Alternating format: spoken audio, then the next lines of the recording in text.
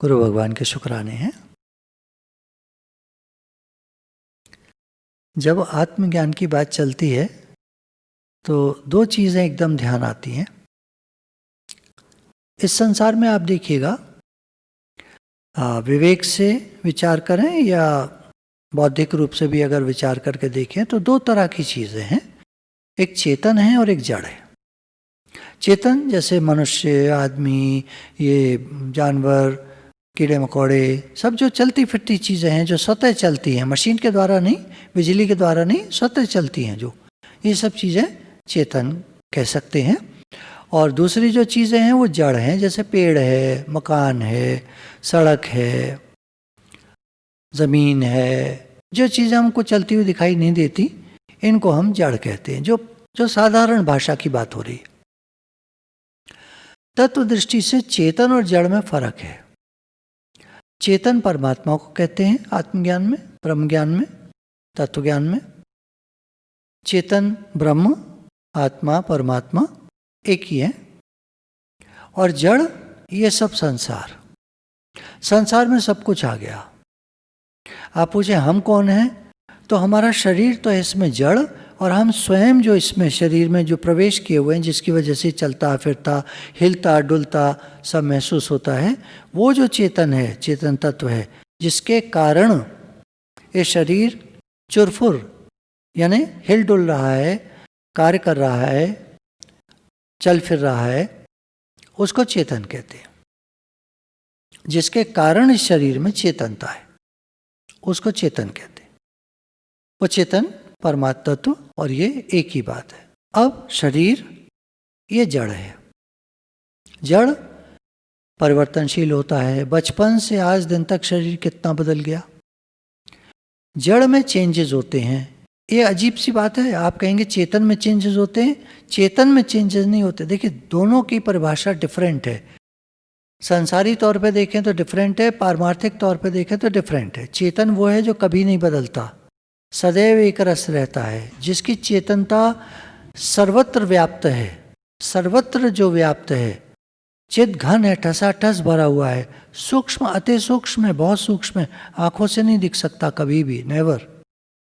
आप बोलेंगे ये जो भक्तों को दर्शन होते हैं भगवान के, वो एक अलग कंसेप्ट है, उसको हम अलग से लेंगे। आत्मज्ञान की बात हो रही है तो उसमें जो चेतन तत्व है वो दिखाई नहीं देगा, वो दृश्य नहीं है, ऑब्जेक्ट नहीं है, सब्जेक्ट है। आप पढ़ सकते हैं, गुरु समझा सकते हैं, बुद्धि से समझ सकते हैं, पर देख नहीं सकते उसको। अनुभव गम्य है, वो अनुभव अतीत है, अनुभव में नहीं आएगा। मतलब आप उसको देखकर अनुभव नहीं कर सकते, फील कर सकते हो, अंदर में फील कर सकते हैं। छूने का, पकड़ने का, देखने का वो ऑब्जेक्ट नहीं है।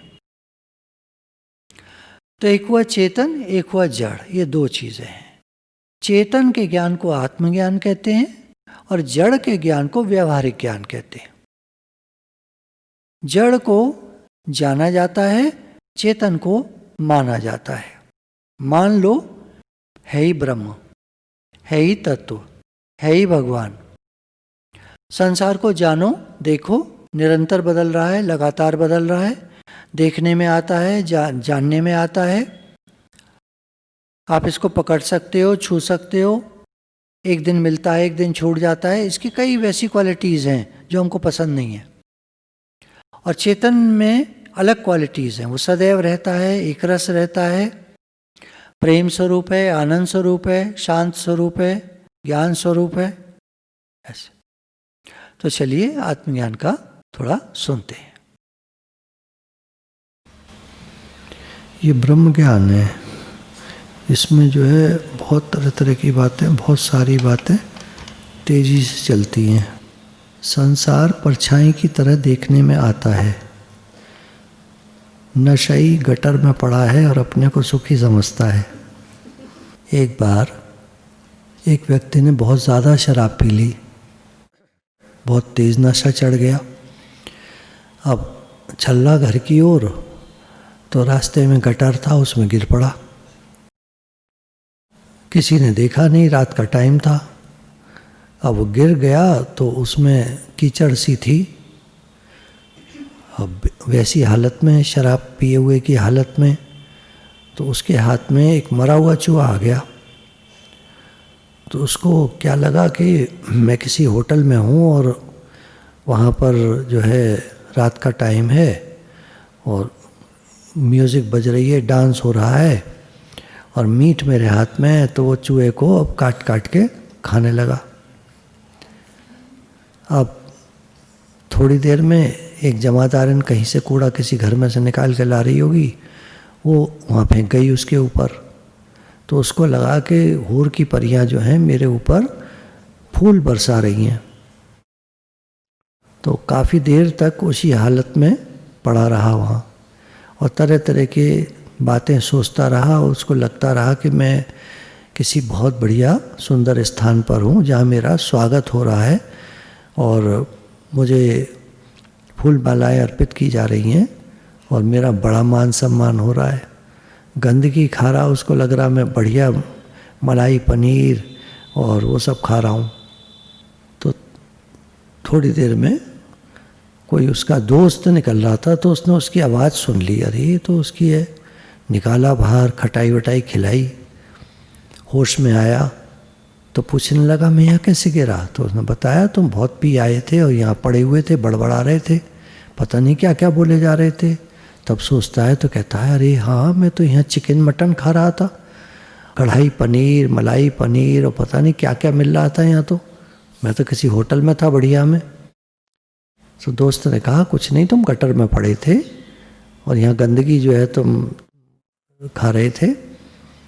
तो बड़ा अजीब सा लगा उस आदमी को। तो ऐसे ही जब हमको गुरु मिलते हैं तो वो, हम संसार रूपी गटर में पड़े थे, तो वो हमको होश दिलाते हैं, याद दिलाते हैं कि तुम तो चेतन ब्रह्म हो, तुम तो आत्मा हो और शरीर रूपी गटर में पड़ करके और तुम भोगों को भोगते और सोचते हो मैं बड़ा सुखी हूँ। तो ये सब दिवा स्वप्न है। संसार परछाई की तरह है, देखने में आता है, नशाई गटर में पड़ा है और अपने को सुखी समझता है। मटन कबाब मरे चूहे को खाकर समझता है। इसी प्रकार एक राजा ने शराब पी ली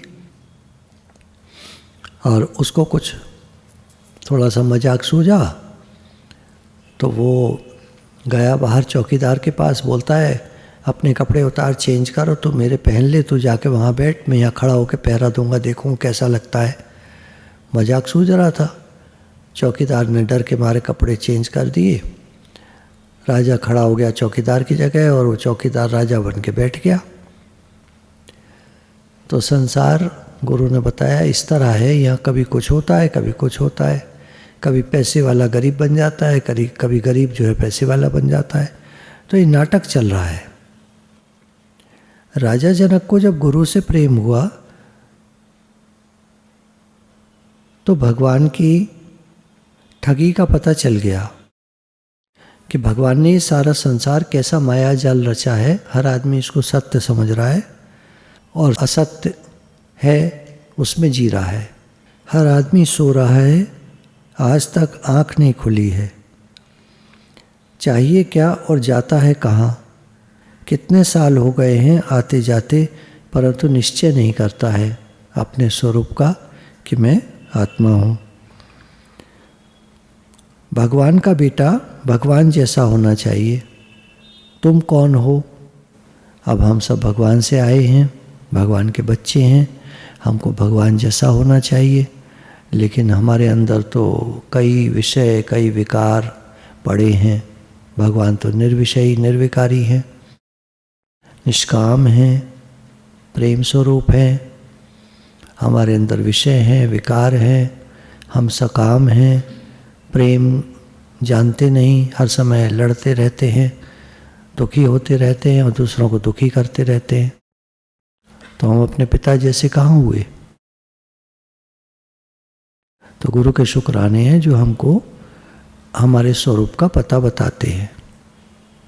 एक और दृष्टांत बोला गीता भगवान ने। एक शेर को भूख लगी तो उसने गीदड़ को पकड़ लिया।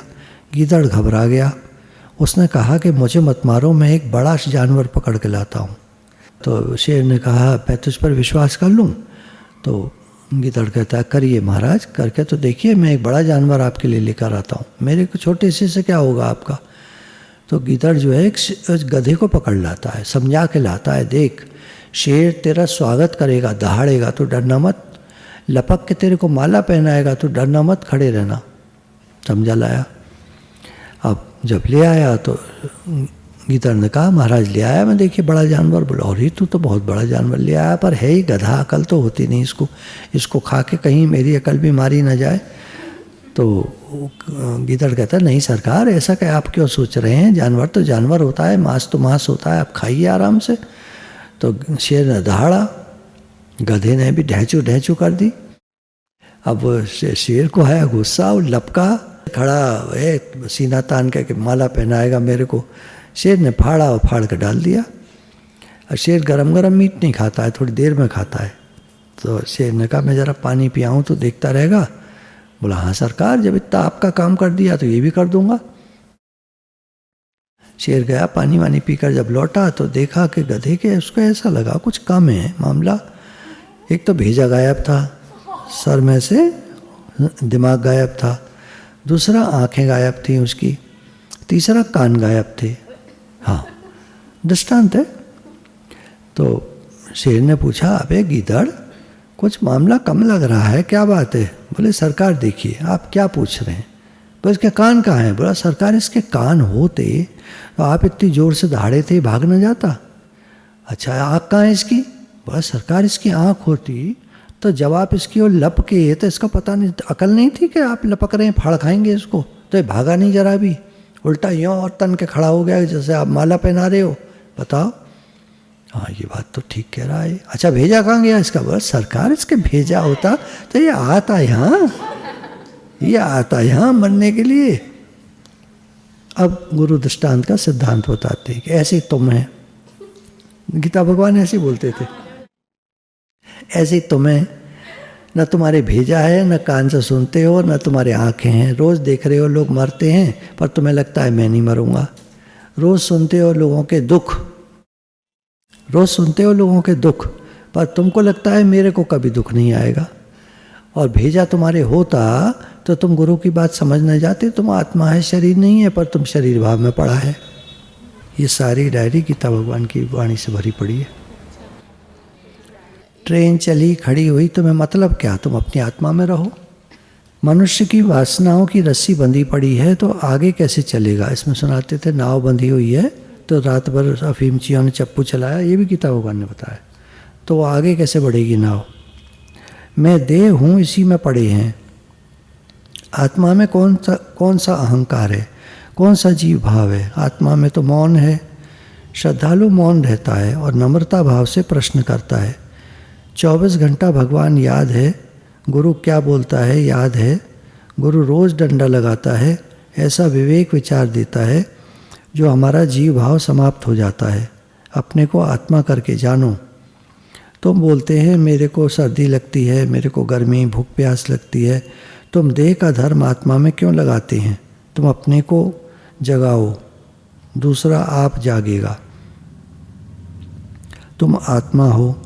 शरीर को भूख प्यास लगती है, ज्ञानी का मतलब ये नहीं कि खाए पिए नहीं, कपड़ा ना पहने, उसे सर्दी गर्मी ना लगे। शरीर को लगती है मतलब सोचने का बोलने का अलग हो जाता है ना। हम कहते हैं मुझे ठंड लग रही है, ऐसे नहीं बोलो, शरीर को ठंड लग रही है। ये भाषा और है भैया, ये विचार करने की भाषा है, बोलने की नहीं है। चित्तवृत्ति का निरोध करो। चित्तवृत्ति जो मन चलता रहता है हर समय, इससे अलगाव करो। हठ योग वाले ध्यान धारणा समाधि करते हैं, परंतु आत्मा में चित्त आया कहाँ से? चित्त तो जड़ है। बोला लोग चित्त को रोकने का प्रयास करते हैं, चित्त है कहाँ? चित्त तो जड़ है। समाधि का टेम्पररी फायदा है। समाधि समत्व, समान दृष्टि, समता, समबुद्धि, ये है समाधि। जो समाधि लगती है उसका टेम्पररी फायदा है, क्योंकि उठने के बाद आदमी फिर वैसा ही हो जाता है पहले जैसा। मैं समाधि करता हूँ, वृत्ति का निरोध करना चाहता हूँ, ये सब अहंकार है। मेरे मन में विचार ना आए, विचार न चलें, मैं मन के विचारों को रोकूं। मेरे मन में इतने विचार क्यों आते हैं? बोला ये अहंकार है तुम्हारा। अरे ये तो मन है, मशीन है, वो तो चलेगी। तुम अलगाव करो, तुम आत्मा में रहो, तुम निश्चय में रहो। मतलब आज के हिसाब से भी लगाते जाओ। मैं भगवान का हूँ, भगवान मेरे हैं। अब मन से क्यों मिलती हो? मन से अलग रहो, इस भावना में रहो, मैं भगवान का हूँ, भगवान मेरे। हे नाथ, मैं आपको भूलो नहीं, मुझे आप प्यारे लगे, मुझे क्या लेना देना मन की बातों से। बस आत्मा को पकड़ो, आत्मा को जानो, फिर वृत्ति जाएगी कहाँ?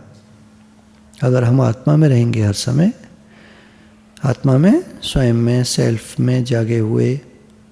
अच्छा करो इसको 2 सेकंड के लिए करो, 2-3 सेकंड, 5 सेकंड करो।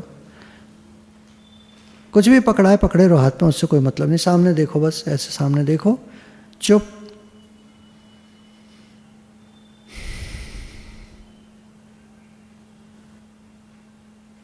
सांस को भी रोक लो, खींच करके, थोड़ा सा खींच कर रोक लो, थोड़ा सा खींच कर, ज़्यादा नहीं। या खींच लो पूरा, थोड़ा सा छोड़ दो जहाँ तक ज़रूरत है, उसके बाद रोक लो।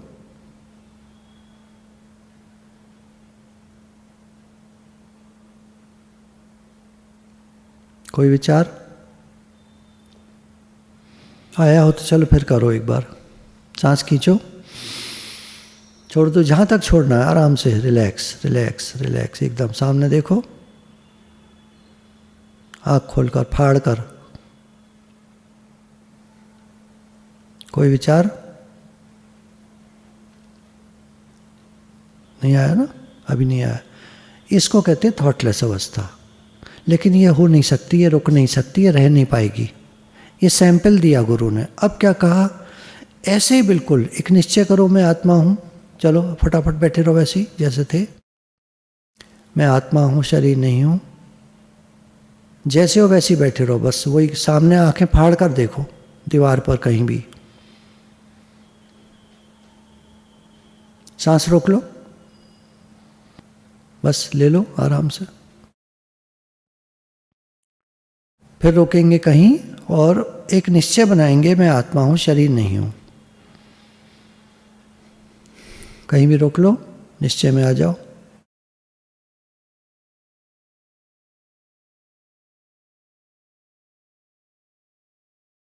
अच्छा, अब ये जो बात कही, मैं आत्मा हूं, शरीर नहीं, ये मोमेंट, इस मोमेंट में जब आप जाग रहे हो, क्या आपको लग रहा है कि आप शरीर से अलग हो? शरीर का भान नहीं था इस समय आपको? अगर आपके कहीं पेट में दर्द है, कहीं कोई बात है, तो ध्यान जाएगा, उसकी तो मैं गारंटी नहीं ले रहा। फिर अगर आप स्वस्थ बैठे हो उस समय, ठीक हो बिल्कुल, और मैंने कहा आँख फाड़ के सामने दीवार की तरफ देखो, और एक निश्चय है कि मैं आत्मा हूँ, शरीर नहीं हूँ, गारंटी कुछ नहीं है अभी आप टिक जाओगे इसमें, पर एक बात कही समझ में आ रही है? कुछ फील कर पा रहे हो इसको कि ऐसा हो सकता है, ऐसा निश्चय रह सकता है? इस निश्चय को जब गुरु सुनाते हैं सुनाते हैं सुनाते हैं, कई साल तक हम लोग सवेरे सवेरे क्लास करते थे, सुनाते थे, तो कई लोगों का निश्चय पक्का रहता था। कोई बात, कोई हालत आई तो शरीर के साथ आई, सीन में हुआ ऐसा, पिक्चर में हुआ ऐसा, नाटक में हुआ ऐसा, मैं उसको देखने वाला दृष्टा साक्षी अलग हूँ। अब ये ज्ञान है काफ़ी कठिन, मैं तुम्हें बताऊँ, ये ज्ञान है बहुत कठिन।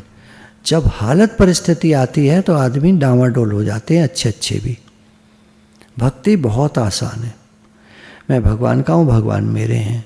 हे नाथ, हे नाथ। अच्छा, अब कोई हालत परिस्थिति आई, हे भगवान, हे नाथ, पुकारो उनको, बात करो उनसे, बहुत आसान है। कोई है मेरा? आत्मा में कोई नहीं है, आत्मा में दूसरा है ही नहीं, बना ही नहीं है। एक तुम ही तो मोह बस अकेले। इतना भयंकर निश्चय हो जाए कि कुछ भी होता रहे, मैं सबसे अलग हूँ, तो फिर ठीक है। और निश्चय नहीं हो पाता अगर इतना तगड़ा, तो फिर तो वैसे ही है, बोलने का हो जाएगा। सर्वत्र आत्मा देखना, फिर मैं आत्मा हूँ तो सर्वत्र कौन है? है ही आत्मा। जैसे हमने कहा मैं भगवान हूँ, भगवान मेरे हैं, तो है ही भगवान, है ही। तो सर्वत्र कौन है? भगवान।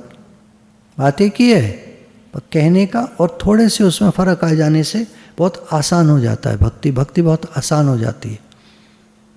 सत्संग के द्वारा निश्चय रोज रोज पक्का होता है। आत्मा स्वयं प्रकाश है, निसंग है, किसी से संग नहीं हुआ उसका, दूसरा है नहीं, किसका संग करेगा। वृत्ति से भी तुम्हारा संग नहीं है। वृत्ति मन का विचार, उससे तुम्हारा संग नहीं है। मन के साथ नहीं बैठना है, अपने स्वरूप में रहना है। मन के साथ मत मिलो, अपने स्वरूप में रहो। ये जो जाग कर देखा ना अभी स्वयं में, ये स्वयं था, कोई विचार नहीं, तुम स्वयं थे, बस तुम, दूसरा कोई नहीं था। फील किया जागे होश में, मैं स्वयं। अभी कर लो, जागकर एकदम देखो सामने, मैं स्वयं, तुम, खाली बस, पूरा होश, विचार नहीं, सांस बंद, कहीं भी रोक लो। होश है, तुम ही तुम हो, दूसरा नहीं है। मनुष्य जीव बन के गले में रस्सी डालकर चलता है। मैं बोध स्वरूप आत्मा हूँ ऐसा जान के मुक्त होता है। मनुष्य जो है वो जीव बन गया, मैं जीव हूँ, बंदा हूँ। गले में रस्सी डाल ली किसकी? मोह माया की। मोह कर लिया लोगों से, मेरे हैं, माया चारों तरफ रच ली, घर बना लिया, पैसा इकट्ठा कर लिया, लोग बाग, माया बना ली, अब फंस गया उसमें। अब मुक्त कैसे होंगे? मैं बोध स्वरूप आत्मा हूँ। ये जो अभी 2 सेकंड का जो अनुभव किया, ये मुक्ति है। इस समय आप मुक्त हो। इसमें अगर आ जाओ तो हो गया काम। मैं बोध स्वरूप आत्मा हूँ ऐसा जान के मुक्त हो। एक पंछी को डोर बांधकर उड़ाओ, कहाँ तक उड़ेगा? जितनी बड़ी डोर होगी, डोर आपके हाथ में खिंच जाएगी तो पंछी उससे आगे नहीं जा पाएगा। तो ऐसी जहाँ तक हमने अपनी सीमाएं बना ली हैं, यहाँ ये मेरा घर है, ये मेरा परिवार है, ये मेरे बच्चे हैं, ये मेरे लोग हैं, ये मेरे ऐसा है, मेरे वैसा है, मतलब वहीं तक तुम्हारा मन जाएगा जहाँ जहाँ तुम्हारा मेरापन है। आत्मा में तो टिकेगा नहीं। आत्मा तो सर्वत्र सर्वव्यापक है, संपूर्ण ब्रह्मांड में व्यापक है। और तुम कहाँ व्यापक हो? शरीर भाव में, उसमें पड़ा है। बंध मोक्ष की कल्पना। आत्मा जो तू है वह तो पहले से ही मुक्त है, झूठा बंधन था, जानने से मुक्त हो गया। गधा बोझ जान के बैठ गया, मेरे ऊपर पेटी रखी है। जब जाना कि खाली पेटी है, ऊपर कुछ है ही नहीं, तो मुक्त हो गया। 2-3 उदाहरण इसमें मिल गए हैं। एक बार 2 जने कुछ सामान खरीदा मार्केट से, ट्रेन में बैठकर पास वाले शहर में उनका घर था, तो वहाँ जा रहे थे। जैसे मानो खुर्जा से ट्रेन में तुम अलीगढ़ आओ, अब खुर्जा से पॉटरी का सामान लेकर आओ। अब तुमको लगे कहीं टूट ना जाए, तो कहाँ रखूँ? तो सर पे रख के बैठ जाओ, मानो तुम कीमती सामान है, सर पे रख के बैठ जाओ। अब ट्रेन में एक झटका लगता ही है, कभी देखते होगे, झटका लगता है, वो खटाखट पता नहीं क्या करते हैं वो इंजन वाले, एक झटका लगता है। तो एक आदमी जो था लेके बैठा था ऐसे ही, एक आदमी ने पेटी अपनी उस पर रख दी थी ऊपर वाली सीट पे। तो जो लेके बैठा था, झटका लगा और धाड़ से वो पेटी गिरी, सारा सामान टूट गया। ऊपर वाले का जो रखा था, जरा सी पेटी खिसकी, वहीं रह गई, बच गया। तो बोला ऐसी तुम बोझा लाद के चलता है संसार का, मेरा घर, मेरा परिवार, मेरे बच्चे, बोझा लाद के, तो तुम्हारा कभी भी एक्सीडेंट हो जाता है। माया है, एक्सीडेंट मतलब कभी भी दुख आ जाता है, परेशानी आ जाती है, झगड़ा, चक्कर, दिक्कतें, फिर तुम बैठ के परेशान होता है, रोता है। मिल गया माया से, पेटी रख ली सर पे, मेरा है, मेरा परिवार है, बोझा लाद लिया, अब दुखी होते हैं। और जिसने बोझा ऊपर की सीट पर रख दिया, मतलब जिसकी वस्तु तिस आगे राखे। ये संसार भगवान का है, भगवान ने बनाया, भगवान चला रहे हैं, तुमने ऊपर रख दी पेटी, आराम से बैठो, रिलैक्स, भगवान है ना करने वाले। गुरु तुमको मुक्त स्वरूप बनाता नहीं है। एक घोड़े ने अपने को गधा मान लिया, और ढेंचू ढेंचू करने लगा। इतने में और घोड़े आए। एक दिन उन्होंने देखा, अरे तो घोड़ा है हमारे जैसा है, उदाहरण याद है, तो हमारे जैसा है। तो उन्होंने उसको एक तरफ लाई साइड में, अबे क्या कर रहा है, ढेंचू ढेंचू हिन हिन करते हैं ना घोड़े। उन्होंने करा तो वो भी करने लगा, अरे मैं तो इनके जैसा हूँ, और मैं मिल गया उनके साथ। एक बार एक शेर का बच्चा बकरियों के झुंड में मिल गया, अब बे बे बे बे करे। तो दूसरा शेर आया एक दिन, उसने कहा, अरे यार ये तो शेर है, ये कहाँ बे बे कर रहा है। तो शेर जैसे ही आगे बढ़ा, बकरियां भागी, वो बच्चा भी भागा शेर का उनके साथ में। वो उसने जाके झपट्टा मार के पकड़ लिया। शेर तो भी बड़ा तेज भागता है, बड़ा होता है। रुका, क्या बात है, कैसे बे बे कर रहा है, मैं मर जाऊंगा, मैं मर जाऊंगा, मुझे छोड़ दीजिए, मुझे छोड़ दीजिए। अबे बकरी थोड़ी है, तू मेरे जैसा शेर है, देख दहाड़ हा करके करा। उसने भी कोशिश करी, हा हा करा, तो थोड़ा थोड़ा होने लगा। बस 2-4 दिन रहे मेरे साथ, 2-4 दिन रखा तो वो तो दहाड़ मारने लगा। अब बकरियां सब भाग गई। अब उसको समझ में आया, ओहो मैं तो था शेर, अब मिल गया बकरियों के साथ। इसी तरह से गुरु जब मिलते हैं तो हम तो बकरी बने बैठे थे। गुरु ने कहा, तुम शेर शिवो हम की गर्जना करो, शेर शिवो हम, मैं वही हूँ, मैं आत्मा हूँ, सच्चिदानंद स्वरूप हूँ, गर्जना करो। कौन तुमको कह सकता है तुम मन है, तुम ये है, तुम वो है, शरीर है, सब लेक्चर देते थे बड़े बड़े। तो फिर जो है वो मतलब ये इसमें जोश में आके जब बोला जाएगा ना, तो वैसे ही लगेगा, तुम लोग एकदम सख्ते में आके सुनते रहोगे, हाँ अच्छा अच्छा अच्छा अच्छा, और फिर जब उठोगे जाओगे तो फिर बकरी हो जाओगे। तो ऐसे होता है, ये चीज़ ऐसी है, बड़ा ज्ञान बड़ा तगड़ा है, सुनो तो एकदम नशा चढ़ता है इसका, हाँ एकदम। तो वो जो है शेर एकदम से, शेर का बच्चा, हाँ मैं शेर हूँ। अब तो बकरियां उसके पास भी ना आए, कोई भाग गई सब। तो ऐसी जैसी हम शेर शिवम की गर्जना करते हैं, मैं वही सच्चिदानंद स्वरूप अजर अमर अविनाशी आत्मा हूँ, तो सब मन वन बकरियाँ, ये मन वन इंद्रियाँ और ये सब भाग जाती हैं, और तुम बिल्कुल अपने स्वरूप में स्थित हो जाते हो। फिर कोई मोह माया तुमको असर नहीं कर सकती। जब जाना कि मैं घोड़ा हूँ, तो घोड़ा बनना नहीं पड़ा, तुम पहले से ही घोड़ा हो। ऐसे ही तुम जानो, तुम पहले से ही आत्मा हो, तुमको बनना नहीं है। तुम पहले से ही मुक्त स्वरूप हो, तुमको मुक्त होना नहीं है। जिज्ञासा लेकर आता है साधक गुरु जी के पास, गुरु जी मैं मुक्त होना चाहता हूँ। तो गुरु कहते हैं तुम पहले से ही मुक्त स्वरूप हो, मुक्त होना नहीं है। बद्ध अभिमानी बंधन में है, मैं बंधन में हूँ ऐसा मान लिया तो बंधन में है। हाथी पतली सी रस्सी से बांध दिया जाता है और वो सोचता है मैं बंधन में हूँ, 1 मिनट में उस रस्सी को तोड़ देगा, पर नहीं तोड़ पाता। क्यों नहीं तोड़ पाता?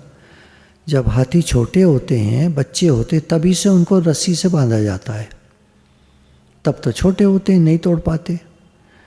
उन्हें ये हो जाता है कि जब जब रस्सी बंधी है मैं बंधन में हूँ, चाहे पतली डोरी है, तोड़ दूंगा इसको 1 मिनट में, पर वो तोड़ नहीं पाता, क्योंकि माइंड की फीडिंग ऐसी हो गई, रस्सी बंधी है, अब मैं बंधन में हूँ। रस्सी जब वो खोल देते हैं तो चल पड़ता है। गुरु रस्सी खोल देते हैं, हम चल पड़ते हैं। रस्सी का कोई मजाल क्या, पतली पतली रस्सियाँ हैं मोह माया की, तोड़ सकता है आदमी 1 मिनट में। मैं मुक्त स्वरूप आत्मा हूँ, तो उससे कहें चल हमारे साथ, अभी चल पड़ेगी? नहीं, घर का बंधन है, मम्मी क्या बोलेगी, पापा तो गोली से ही मार देंगे, उड़ा देंगे, ये सब बैठ गया ना माइंड में, ये फीड करा दिया है उन्होंने। और अगर तुम सब बंधन तोड़ ताड़ करके मैं जा रही हूँ मुक्त स्वरूप हूँ मैं, वहाँ किसी माँ जी के आश्रम में तुमको भर्ती करा देंगे, एकदम उसमें रहना, अपने ब्रह्म भाव, एक बात कर रहे हैं, ब्रह्म भाव में रहना, एकदम एकदम मुक्त होकर रहना, कोई बंधन नहीं है। तुमको लगे यार ये तो ज़्यादा अच्छा रहेगा, काम में पड़ी हूँ घर में, तुम तैयार होकर चल पड़ो, तुमको भर्ती करा दें वहाँ, बात खत्म हो गई, अब तुम मुक्त हो गए एकदम। सब मन का खेल है, कुछ नहीं है। दुनिया है क्या? आदमी पड़ा है चक्कर में, जरा से पैसों के मारे मारा फिरता है। मुक्त स्वरूप होकर के तभी तो ये देखो बड़े बड़े वैरागी जो हैं हिमालय पे रहते हैं, कुछ नहीं चाहिए इनको। बद्ध अभिमानी बंधन में, मैं बंधन में हूँ तो बंधन में है।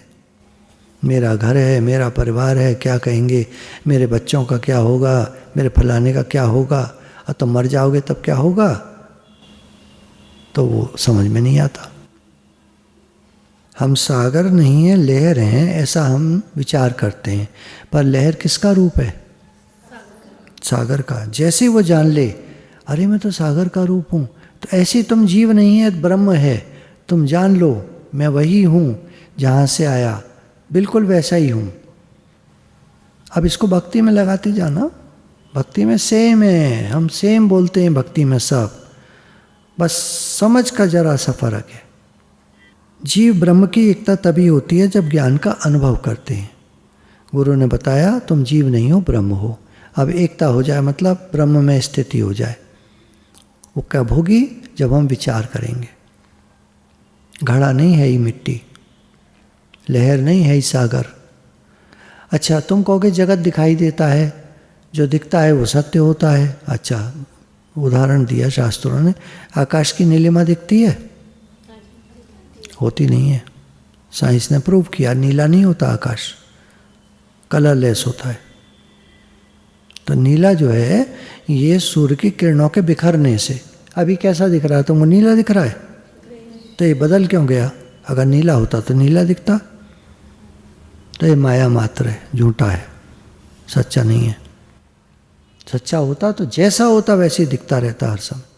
तो कलरलेस है। ऊपर जाओ, धरती से निकल जाओ, ये धरती के एटमॉस्फेयर के कारण चेंजेस हर समय दिखते हैं। कभी पीला दिखेगा, कभी लाल सा दिखेगा, कभी ऑरेंज दिखेगा। ये सब चेंजेस हैं उसके एटमॉस्फेयर के कारण। आकाश नीला नहीं है, कोई कलर नहीं है इसमें। आर पार एक ग्रह से दूसरा ग्रह साफ दिखता है, यहाँ से कुछ नहीं दिखता क्योंकि इतना पोल्यूशन है कि सब ढक जाता है। तारे तक तो दिखते नहीं है रात में, जब बरसात के बाद साफ तारे दिखते हैं। संत कर्ता भाव से रहित होते हैं, उनसे स्वतः क्रिया होती है। क्या बजा है, अब क्या करना है, कल क्या करना है, ये संत के जीवन में नहीं होता। रामचंद्र जी को पता था कल क्या होगा, कल सुबह क्या होगा, सिंहासन मिलेगा या वनवास मिलेगा। जो होता गया वो करते गए। और हम हर समय सोचते रहते हैं क्या होगा, कैसे होगा, तब क्या होगा, जब क्या होगा। अरे जो होगा सो होगा, मैं तो मुक्तात्मा हूँ। ये बच्चों का ज्ञान नहीं है असल में ना। तो आज मैं मूड में आ गया तो सुना दिया। बच्चों के लिए नहीं है ये ज्ञान। ये परिपक्व लोग जिन्होंने दुनिया देख ली है, मैं सच बता रहा हूँ, जिसने दुनिया देख ली है ना। राजा जनक 60 ईयर्स से ज़्यादा के थे। अष्टावक्र गीता बड़ी एज में उनको रात को एक सपना आया। खिचड़ी खा रहे थे, कुत्ता खिचड़ी झपट के ले गया। बेचारे गरीबी में दिन काट रहे थे। अब जाके तो फिर वही राजा हैं। तो उनके मन में प्रश्न उठा कि ये सच कि वो सच। मैंने क्या देखा कि 3-4 दिन का भूखा हूँ, खिचड़ी खा रहा हूँ, कुत्ता झपट के ले गया, तो क्या सच है भाई? ये राजा ही या वो? तो इसमें दिया है, राजर्षि जनक महामुनि श्री अष्टावक्र जी का दर्शन सत्संग करके राजधानी के लिए प्रस्थान करते समय घोड़े की बाईं ओर लटकते रकाब में अपना बायां पैर डाल चुके थे। पीठ पर बैठने के लिए अभी दाहिना पांव उठाया नहीं था। इतने में ही श्री अष्टावक्र जी की धीर गंभीर प्रसन्न वाणी प्रतिध्वनित हो उठी। अरे राजा, तू नित्य शुद्ध बुद्ध मुक्त बुद्ध बोध स्वरूप अद्वितीय चिद ब्रह्म है। अद्वितीय जिसमें दूसरा नहीं है, चिद ब्रह्म, ज्ञान के द्वारा जाने जाने वाला ब्रह्म। देह को अपना आत्मा मानकर झूठ मूठ भाया टवी में क्यों भटक रहा है? यह तो अज्ञान का जंगल है, तुझसे अन्य अमंगल है। लगा दे अज्ञान जंगल में आग, न राग न भाग न संग्रह न त्याग, बस तू ही तू है। राजा ज्यों का त्यों अवाक देखता रह गया। यह क्या, मैं ही अद्वितीय ब्रह्म हूँ? धन्य है, धन्य है। राजा कृतकृत्य हो गया। कुछ जानना, करना, छोड़ना, पाना शेष नहीं रहा। क्या करना है? आत्मा में क्या है? जो करोगे नाटक में करोगे, छोड़ कर जाओगे नाटक में। मैंने कहा तुम्हें भर्ती करा दूं, वो जो गुरु माँ का आश्रम है वो भी नकली है। कहाँ है? आत्मा में कुछ है ही नहीं दूसरा। कुछ जानना, करना, छोड़ना, पाना शेष नहीं रहा। जैसे हो वैसे ही तुम आत्मा हो, जैसे हो वैसे ही तुम आत्मा हो। निर्द्वंद, निर्भय, एक क्षण में कल्पित अनादि आवरण भंग हो गया। एक क्षण में कल्पित, कल्पना के द्वारा जो आवरण था, आवरण मैं देह हूँ, ये आवरण है, मैं बंधन में हूँ, ये आवरण है, ये कल्पित है और अनादि है। जब से जन्म हुआ तब से चला आ रहा है। आज मैं 60 साल का हो गया तो 60 साल से आवरण चला आ रहा है। नित्य सिद्ध असंगता प्रकट हो गई। जब दूसरा है ही नहीं तो आसक्ति एवं विरक्ति भी किससे? जब बीवी नहीं है तो बंधन कैसा? तो आसक्ति किससे और विरक्ति किससे? उदाहरण जैसे देते हैं। अध्ययन काल में श्री अष्टावक्र गीता दृष्टिगोचर हुई। इतनी सरल, इतनी ललित, बोल बोलकर श्लोक पढ़ने में आनंद आता। सचमुच सत्य अवक्र है, टेढ़ा नहीं है, उसमें कोई दांव पेच नहीं। इसके निरूपण में भी कोई दांव पेच नहीं है। उसमें किसी प्रकार की मायक अथवा प्राकृत ग्रंथि नहीं है। राजा जनक अपने महल में शयन कर रहे थे। उन्हें स्वप्न हुआ, अद्भुत स्वप्न। वे एक दीनहीन भिक्षुक हैं। 3 दिन तक खाने पीने को कुछ नहीं मिला। कहीं से किसी प्रकार चावल दाल मिले, मृत्तिका पात्र में पकाने लगे। उसी समय लड़ते हुए 2 बैल वहाँ आए। वह खिचड़ी नष्ट भ्रष्ट हो गई, नींद टूट गई और स्वप्न के दृश्य अदृश्य हो गए। थोड़ा सा डिफरेंट है जो मैंने सुनाया था। 2 दृष्टांत चलते हैं इसमें एक्चुअली। एक ये चलता है, वो जो मैंने सुनाया वो ज़्यादा पॉपुलर है। नींद टूट गई और स्वप्न के दृश्य अदृश्य हो गए। महल, पलंग, रात्रि का सुख, शयन सब ज्यों का त्यों मिला।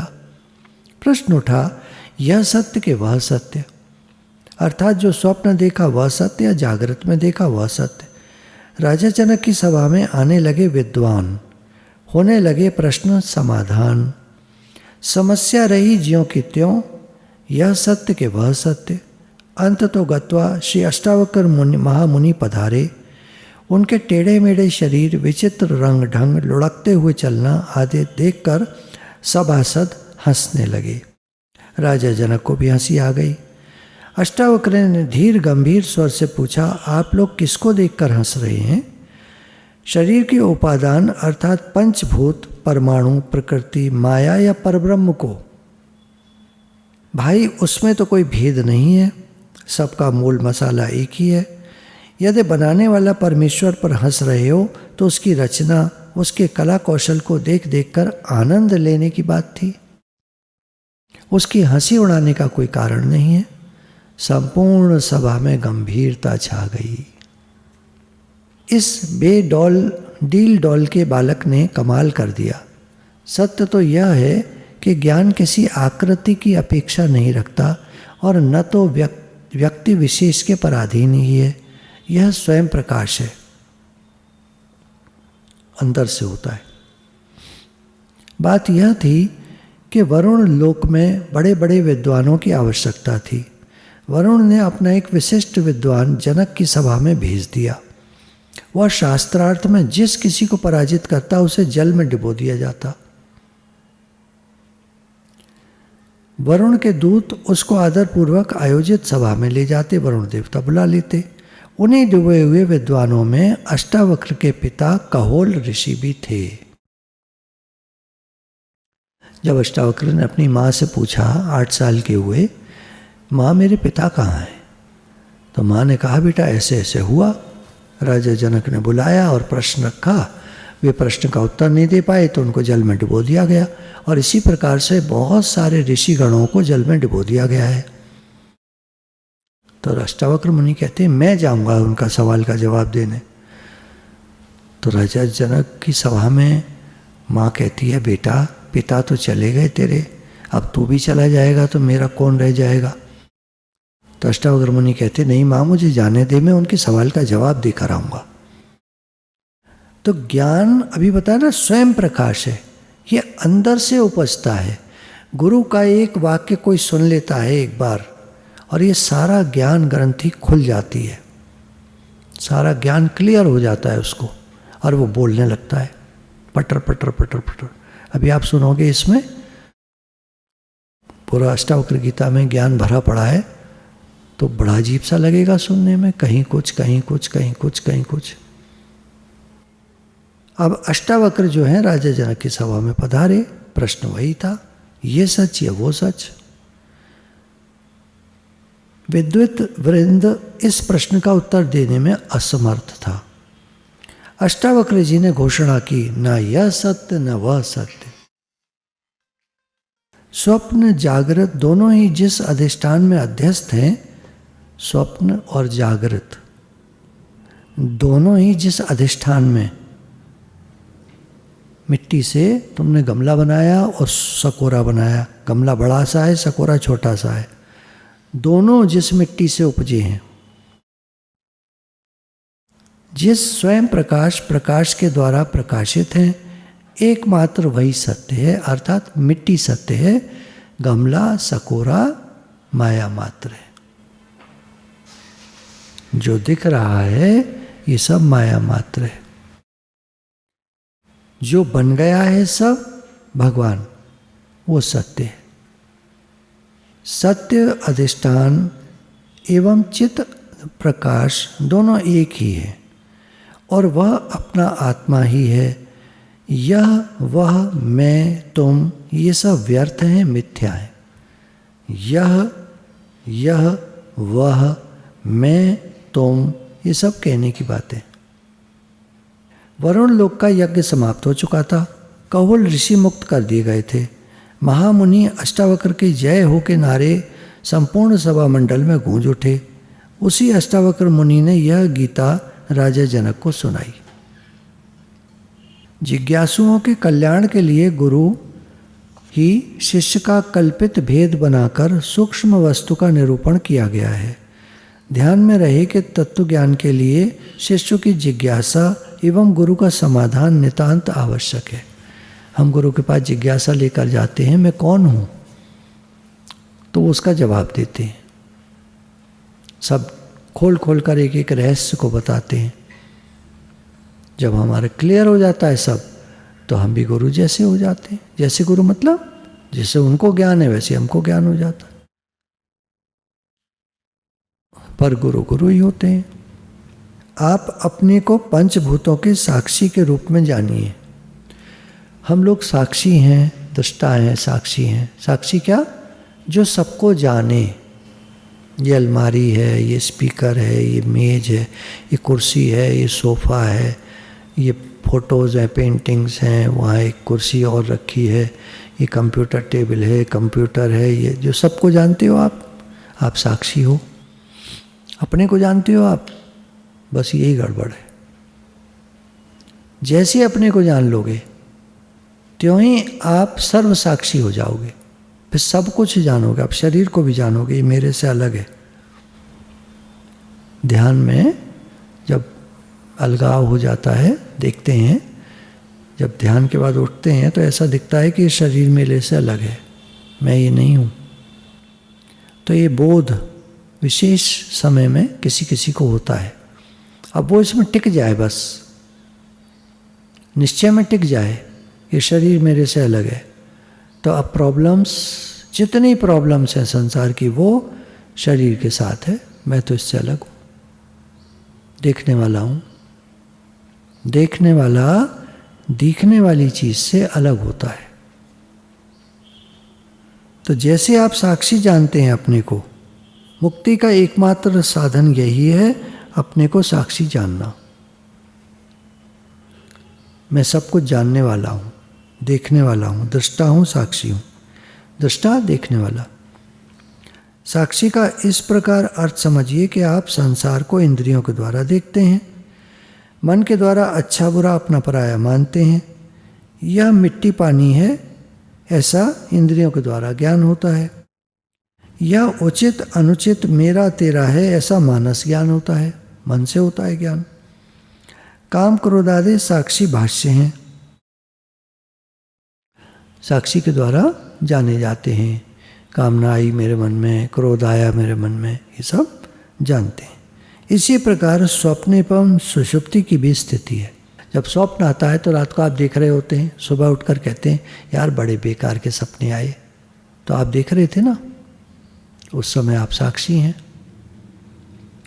रात को गहरी नींद आती है कभी, रात तो एक भी सपना नहीं आया, सुषुप्ति को भी देखने वाले आप हैं। गहरी नींद सुषुप्ति अवस्था, उसको भी देखने वाले आप हैं, जानने वाले आप हैं, तो आप साक्षी हैं। तो स्वप्न भी एक स्थिति है, सुषुप्ति भी एक स्थिति है। इन्हें बिना किसी इंद्रिय के और बिना मन के साक्षी देखता है। उस समय इंद्रियां सोई होती हैं, कोई काम नहीं हो रहा होता, मन सोया पड़ा होता है, अपनी तरफ से हम कोई चिंतन नहीं कर रहे होते।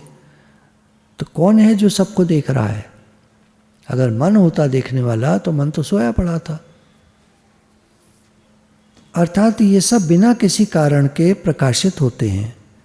परंपरा से श्रुति मत अथवा शास्त्र के द्वारा परोक्ष रूप से कल्पित पदार्थ भी तभी भासते हैं जब अंतःकरण की वृत्ति तदाकार होती है।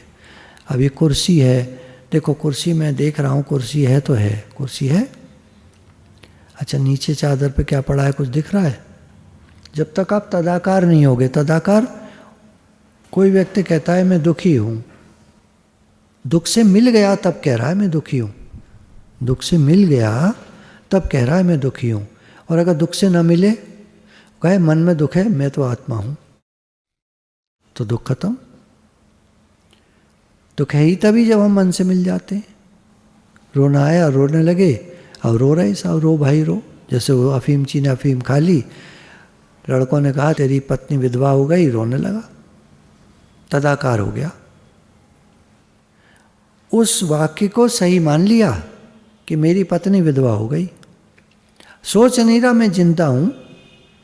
और अगर वो साक्षी होता हर बात का, तो लड़के क्या कह रहे हैं वो भी जानता, मेरे मन में क्या आ रही है वो भी जानता, हर बात को जानता।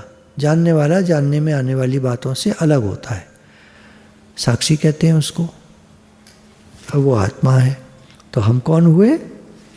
ये ज्ञान दादा भगवान सुबह से रात तक बोलते थे, यही सब ज्ञान सुबह से रात तक बोलते थे। जब कहीं टूर पर ले जाते थे, सुबह शुरू हो जाते थे, रात तक बोलते थे। लोग लुढ़क लुढ़क के सो जाते थे वहीं हॉल में, एक हॉल कर लेते थे। वो कमरे वमरे तो एक आध कोई होते थे उसमें, उसी में 14-15 लोग जाते थे, वो बैठे रहते थे, अपना वहीं लुढ़क गए, अपना वहीं सो गए। खिलाने खाने में क्या खिलाते थे? लौकी और ब्रेड। बड़ा खाना बनाने में तुम लोग टाइम वेस्ट करोगे, लौकी बना लो, ब्रेड मार्केट से आ गई, हो गया खाना। सुबह चाय और बिस्किट नाश्ते में, कुछ नहीं। हाँ ब्रेड बिस्किट जो आप खाओ। वहाँ को चटमली दे थोड़ी मिलते थे। ऐसे है ज्ञान सुनना कोई आसान, तो गुरु के पास रहकर ज्ञान बड़ा मुश्किल है। भक्ति में बहुत आसान है, सहजता है, प्रेम है, सब बातें, खाना पीना है, भगवान का संसार है, मौज करो,